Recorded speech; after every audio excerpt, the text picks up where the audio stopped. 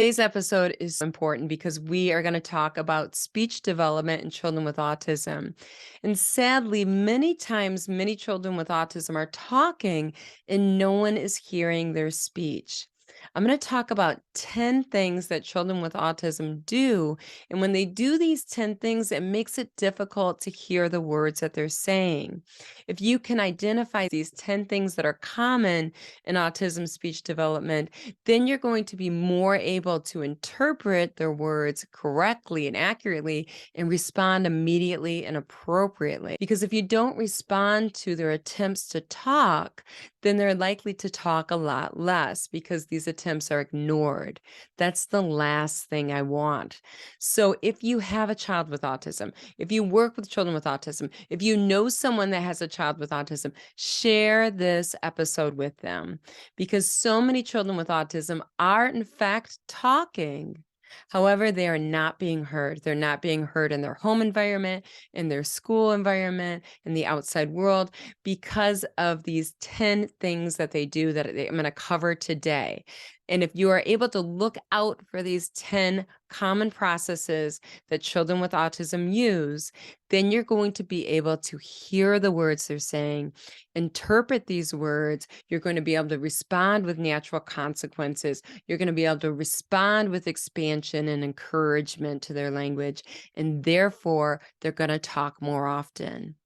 If you're not able to perceive these words, if you're not able to say, okay, I know these 10 things that children with autism commonly do, and I'm going to listen for that, then the likelihood is that you're not going to respond. If you don't respond, that means these children are going to talk less often. And the less often that they talk, that means the outcomes for speech development will be worse. So we want these children talking as much as possible. Children with autism often use that makes their speech difficult to understand. So when you hear these words, you can say, okay, I can see what this child's doing. The child is doing this. It's related to autism. I'm going to look out for that. And then I'm going to be able to interpret their speech and let other people hear their speech as well by letting them know, look, when your child's talking, what they're doing is they're going to, for instance, whisper. So listen and get really, really close to them and look at their mouth. Okay, so you can hear it. And you're going to have to get really, really close and listen really, really closely because your child whispers a lot. And if these whispers are not responded to, the child will, in fact, talk less and may stop talking completely. So that is just one example. I'm going to cover 10. So just to give you an update where I am right now, I've got my sleeves rolled up. I'm doing the research. I'm digging in the garden. I'm looking at my videotapes of therapy and I'm doing language sample analysis. I'm writing down verbatim what the child is saying.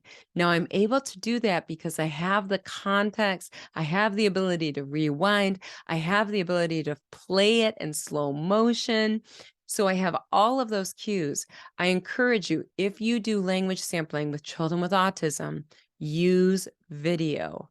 Otherwise, you're not going to be able to understand what they're saying without those contextual cues. So what I'm doing is I'm doing video analysis. It's a very painstaking process. I'm going to tell you that. So with the video analysis, I've had to rewind, play in slow motion, look at the child's lips really, really closely, say, what is this child saying in this context? And then I've had to say, what is the rule? What is the speech rule that they are using that's making this difficult for us to understand? Because if we understand this is the rule that they have when it comes to speech that they're using that's making it hard to understand, then we're going to be able to say, I can see what they're doing. They're following this rule, and this rule is making it difficult to understand. Then you're able to not only look out for it yourself, so that you're able to respond, you're able to empower others and to say, look, I just want you to know something about this child. This is what they do. Listen for it. When they do that, you're going to be able to interpret better what they're saying and you're going to be able to respond. So, communication is very transactional. Nobody develops communication in a bubble. These children need to be responded to. So that's why this episode is so important. I'm going to cover 10 things that they do. So if you know anything about me, I've done a lot of research in this area of autism speech development. This is something I really focus in on over the last 20 years. I have a lot of research up on ResearchGate on what accelerates their speech development, how they develop speech differently, how you can do language samples with children with autism, what matters when it comes to the language, what matters not so much, and what matters a lot. When it comes to speech development, you need to really take out a magnifying glass when it comes to children with autism to understand that how they develop speech, which is different than many children who are neurotypical. So let's dive in to 10 common processes that I see children with autism use that makes it difficult for you to be able to hear their words. The first one, and probably the most common, is their speech is whispered. So some children are speaking very clearly, but they're speaking in a whispered voice. And that's probably for a couple of reasons, but one of which they don't have that coordination of their vocal fold vibration with the coordination of their mouth movement and how they're articulating the sounds working together yet. Another may be the auditory processing difficulty that they can't hear the volume of their speech, and it sounds really loud to them when they're talking, when really they're speaking at a really, really low decibel level. So whispered speech is very common. Many times I've talked to parents and I've talked to teachers, and I'm like, I'm hearing words all over the place. I'm hearing about 30 different words a session, and they'll tell me I haven't heard any words at home or I haven't heard any words in the classroom. And the reason for that is because I'm one-on-one with a child, and I'm about a foot and a half away from their face in a quiet environment. This is not the real world. I'm hearing and seeing their lips move being this close. So I'm hearing the speech because I'm in this unique setting, in this unique situation that is not like the real world. But that affords me the opportunity to immediately and effectively respond to their speech, which encourages them to speak more. No one develops communication in a bubble. So whispered speech, if you are in therapy, if you're working one-on-one with a child, you need to let the parents and the teachers know they are talking and these are the words they're saying. You can start a Google Doc if you want to do that and put in words that they're saying. They're saying colors a lot. They're saying letters a lot. They're saying numbers a lot. They're saying animals. They're saying foods. I mean, maybe you don't have to write down every single word. I know that you're busy. But then you need to tell the parents and the teacher, the way I know is that I'm a foot away from them and I'm looking at their lips and it's in a quiet environment. And that's the only way you're going to be able to hear it. So you need to empower the other individuals in this child's life, not just you, to be able to perceive the speech. Because if the speech is not responded to, the child will undoubtedly talk less. It may even stop talking completely. So the second common rule I see in children with autism when they're speaking is a lack of intonation. So I'm going to give you an example and walk you through an exercise when we go through the remaining 9 rules. I was doing language sampling, so I wanted to keep the activity the same for baseline and for post data and across the different children because the activity you use does impact your language sample. I had ABC boxes, and in each of these little boxes, you would open it up and there was a toy inside. So there was a box and it had the letter and some pictures on the outside of the block, and they open the block and they get to pull out a toy. For instance, I had the letter U box and it had an umbrella inside. So I'm going to give you all of the examples of when I pull the box out of the bag and hold it out in front of the child and what the child first does. So the child first does this. There's a lack of intonation and they're saying what's inside. But instead of what's inside, where there's a rising intonation at the end, and that's because you're asking a question, there isn't that intonation. And what comes out instead is ah, ah, ah, ah, ah, ah, ah, ah, ah. It's not raising. Ah, ah, ah, ah, ah, ah. Now, because I understand that there's a lack of intonation, I can see he's saying, "What's inside?" So I immediately respond and say, "What's inside?" And then I open it up. Now, the child, if you didn't notice, did not say the W sound. And that's because that's called a glide. And that's where literally your lips are going to glide as you're saying the W. So first they're going to be protruded out like what, and they're going to retract. What's inside? This is very difficult for many children with autism because it's complex motor coordination. As you're talking, you're moving your lips. The yeah, which is the opposite of that, where your lips are retracted in a smile and they go out, is also difficult for many children with autism. So instead of saying what's inside, there's no W. That was just too hard.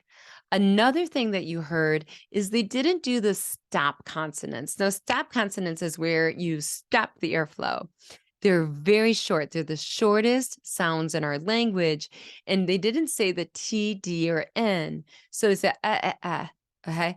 And there wasn't the what, the T there, which is 30 milliseconds long. If you have auditory processing difficulties, you're not going to hear that snap. If you don't hear it, you can't say it. The same thing with the N. It's fast. N. What? They didn't say the N and they didn't say the D, which is 30 milliseconds long. So even though these are the easiest sounds in the language to produce, and universally they're the first, T, D, and N are of the first sounds developed, for children with autism, many of them, they can't hear them because they're too fast. So they can't say what they can't hear. So for what's inside, I hadn't said, okay? So once again, we lack the intonation.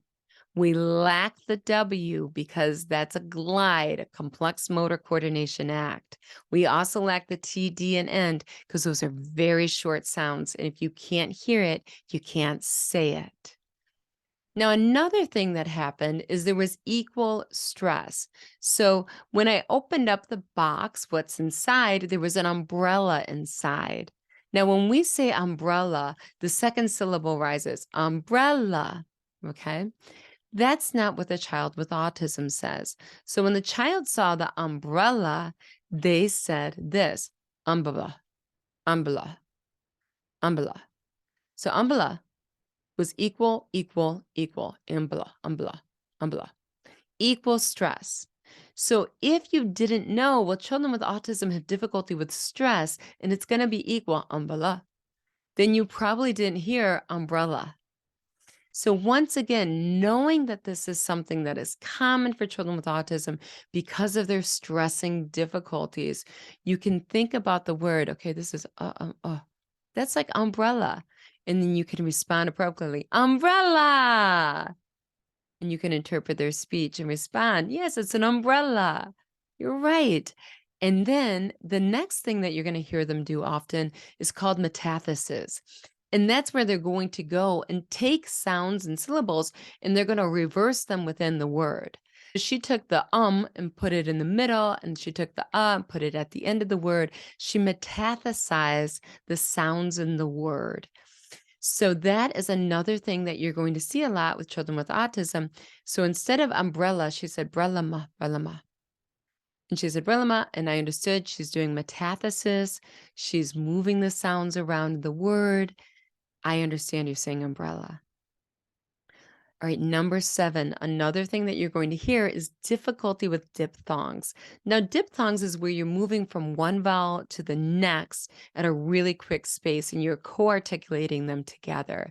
So it takes complex motor coordination. It's acrobatics in the mouth. So you're going to hear that difficulty with diphthongs. And an example of that, for instance, is I wanted to sing It's Raining, It's Pouring, The Old Man is Snoring when I pulled the umbrella out. So instead of it's raining, and that's the diphthong, aining. Instead of hearing that a, they would go la la la la. So it's an uh, uh. They don't have that motor coordination to shift their tongue from one area of the mouth to the next, to shift the articulators to make the A for raining. So it's centralized. Uh, Okay. So once again, I can hear you saying it's raining, it's pouring, because I know that diphthongs are difficult for you, and therefore you're replacing the diphthong with an sound. So now let's look at another thing that you're going to see. In number 9, we're looking at vowelizations. So vowels are longer than consonants. They're also easier to produce, and that's because you kind of have a relatively open airway when you produce the vowels, a more open vowels when you produce the airway. So not diphthongs. Diphthongs can be challenging, but just vowels in general. So a lot of times you're going to hear, for instance, instead of umbrella, they might say and that's umbrella, So instead of doing the M and the B's and the L's in the word umbrella, it was just vowelizations. 3 vowels. Umbrella. So knowing that many children with autism vowelize and drop the consonants because vowels are easier to perceive and they're also easier to produce, I'm able to say, okay, I understand you're saying umbrella. Okay, number 9, a lack of pauses or inappropriate pauses between the words. So at the end of it, we have the umbrella out, we sing the song, they want to put it back in, they want to close the box.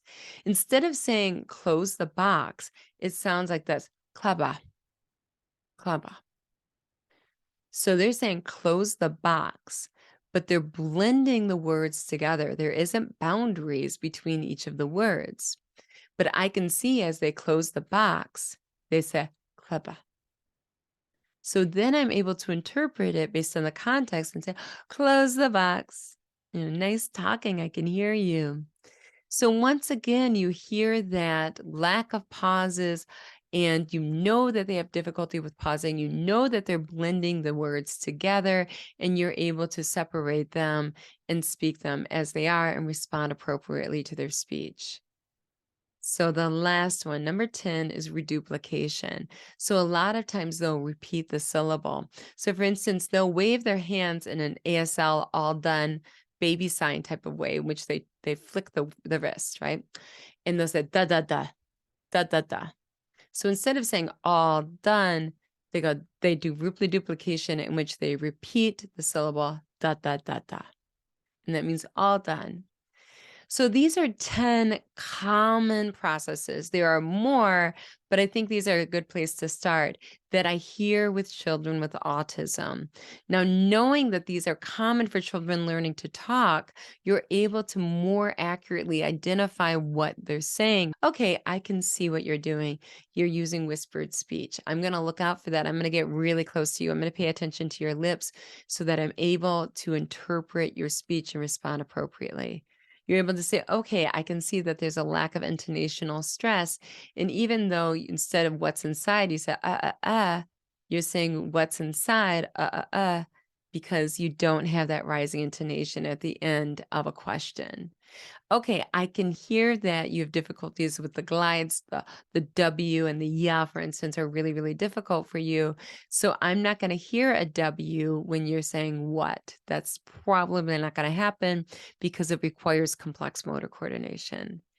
For instance, you're going to say, okay, I don't hear the T, the D, and the N because those are stop consonants. And stop consonants are the shortest consonants in our language, about 30 milliseconds long. And because of that, I'm probably not going to hear that in your speech. So I'm going to understand that you're deleting the stop consonants because you can't say them, even though they're easy to produce, because you can't say what you can't hear. Then you're going to say, okay, equal stress.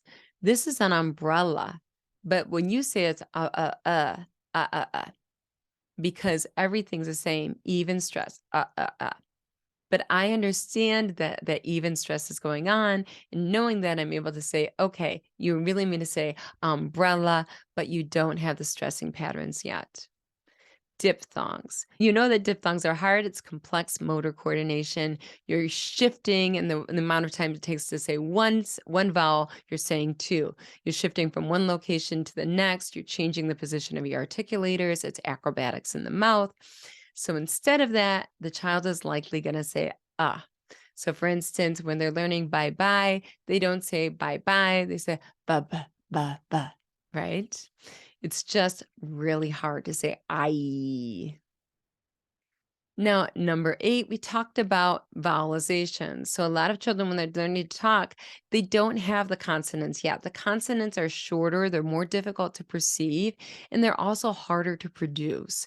So a lot of times you're only going to hear vowels. So instead of saying umbrella, they're going to say for umbrella. If they're reading a sentence strip like I want a cookie, it'll be and it'll be vowel, vowel, vowel, vowel. Number 9, we look at a lack of pauses between words or pauses inappropriately placed in which you have a huge pause in the middle of the word. So, for instance, when they said close the box, when I was looking at my videotapes and transcribing them, it's a very painstaking process of rewinding, putting them in slow mo, and hearing them 10 times to get this. They'll say instead of close the box, klaba, klaba. So it's all blended together. Another one we hear a lot of is reduplication, where they take that first syllable and instead of changing it, or they take the second syllable, instead of changing it, they repeat a syllable. So when they're doing the all done sign with their wrist, they're going da da da da da for all done, da da da da da. So these are only 10, and there's actually more when children say words, and a lot of times they're not being perceived. So if you look out for these 10 rules that are common for children with autism to use, you're more likely to say, okay, I can interpret what you're saying. I know which rule you're using. And then I can tell other people on the team and I can let your family know that look out, your child is saying these phrases. They're blending the phrases and the words together. This is an example of what they're saying and it's blended together so you can respond to it. This is very important information. This is probably one of the more important episodes that I've done because if the tree falls in the forest and no one hears the tree fall, did the tree fall? These children are talking and they're not being responded to. And this is very high stakes. If these children are not being responded to in their speech early on, the risk is they will never, ever develop speech. So I really want to encourage you to pay attention to these 10 rules that I shared with you today. I want you to empower others by sharing this episode with someone you know who has a child with autism, with other professionals you know that work with children with autism, so that they can respond to these children's words. This is really important topic that we're talking about today. This is a game changer. If these children's words are responded to, they will talk more. The more they talk, the better the outcomes. If these children are not responded to, they will talk less. The less they talk, the worse the outcomes. So I want you to take all of this information and make sure to get my book, if you haven't gotten it already, 32 lessons that create lifelong change in autism intervention. And this is a really good book to read if you're going on vacation right now. You can read this in a day. It's less than 100 pages. It's a quick read, but you're going to want to read it so you can have time to think about it and reflect on it and reflect on how you're going to take these strategies and implement them into your practice in the fall if you're on vacation. I really highly recommend this as a weekend read or a vacation read so that you can really keep in mind, how can I DSD and do something different? Because I don't have any fluff in this book. Everything I put in this book is going to create change. So I want you to make sure to get the book if you haven't gotten it yet and email me. I want to hear your thoughts on the book. I want us to change as many lives as possible in the short time we have in this world. Roll up your sleeves and make the world a better place, one child at a time. You're always going to be first.